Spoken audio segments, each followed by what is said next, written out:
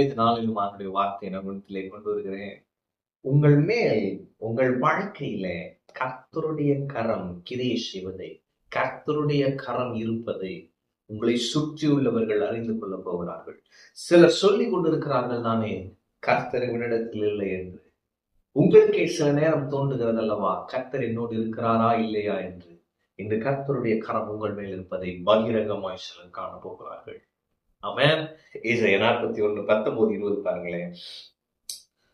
18 படிக்கிறேன். உயர்ந்த மேடுகளில் ஆறுகளையும் பள்ளத்தாக்குகளின் நடுவே ஊற்றுகளையும் திறந்து வனாந்தரத்தை தண்ணீர் தடாகமும் வறண்ட பூமியை நீர்க்கேணிகளுமாக்கி வனாந்தரத்துல கேதுரு மரங்களையும் சீத்தி மரங்களையும் மிருதி செடிகளையும் ஒளிவ மரங்களையும் நட்டு அவாந்தர வெளியிலே தேவதார் விருட்சங்களையும் பாய்மர விருட்சங்களையும் புன்னை மரங்களையும் உண்டு பண்ணுவேன். எல்லாம் பாருங்க, அழிந்து போன பட்டணத்தை ஆண்டவர் மறுபடியும் கட்டி எழுப்ப போறார். அதுக்கான வார்த்தை சொல்றாரு.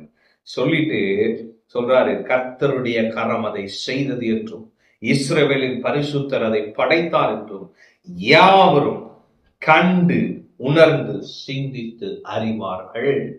அப்ப சாராம்சம் என்னன்னா, வனாந்தரத்தை வயல்வெளியாய் மாற்ற போகிறேன், அவாந்தர வெளி ஆறுகளால் நிரப்ப போகிறேன். ஆமென். அப்ப உங்க வாழ்க்கையில இருக்கிற வனாந்தரம், இந்த பாதை வனாந்தர பாதை நீங்க சொல்றீங்கல்ல, ஆண்டவர் சொல்றாரு, நான் ரெஸ்டரேஷன் கொடுக்க போகிறேன். ஆமென். அதை பார்க்கிறவங்க கர்த்தருடைய கரம் அதை செய்தது என்று சொல்லுவார்கள். ஆமென்.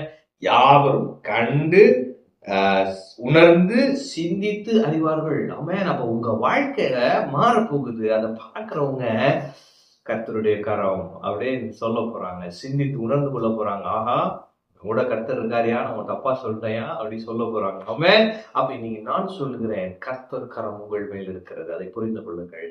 கர்த்தருடைய அபிஷேகம் உங்கள் மேல் இருக்கிறது, புரிந்து கொள்ளுங்கள். கர்த்தர் உங்களுக்காக இருக்கிறார், புரிந்து கொள்ளுங்கள். அவர் ஒரு திரும்ப கட்டுதலை உங்கள் வாழ்க்கையில கொடுக்கிறார்.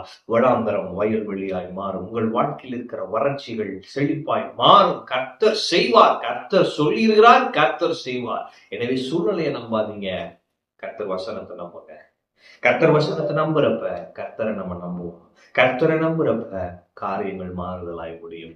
உங்கள் வாழ்க்கையில் இருக்கிற வனாந்தரம் மாறும், அது வயல் நிலமாய் மாறும். ஆமென். கர்த்தர் உங்களோடு இருக்கிறார். கர்த்தர் உங்களை ஆசீர்வதிப்பார்.